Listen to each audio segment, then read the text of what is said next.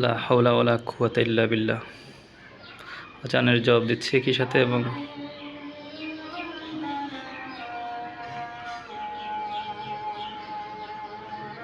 হাইয়াল আল ফালাহ বললো, তো হাইয়াল আল ফালাহ বললো আমরা লা হাওলা ওয়ালা কুওয়াতা ইল্লা বিল্লাহ বলবো।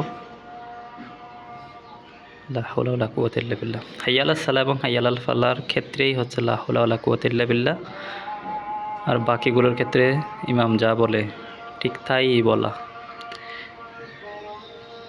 যেমন আল্লাহু আকবার বলছে এখন, তো আল্লাহু আকবরই বলতে হবে আজানের জবাবে। আল্লাহু আকবার, আল্লাহু আকবার। এবং আমি আমার ভিডিওর স্টুডিও দেখিয়ে নিচ্ছি কি সাথে।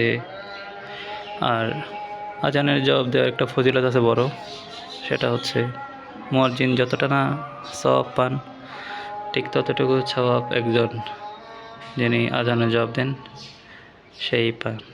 লা ইলাহা ইল্লাল্লাহ।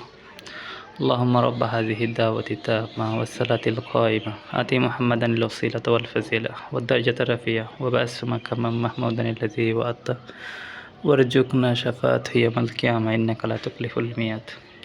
তো ইমাম কতটুকু সওয়াব পান? ইমাম সওয়াব পান হচ্ছে ইমামের আজানের কারণে যতগুলো মানুষ মসজিদে গিয়ে নামাজ পড়বেন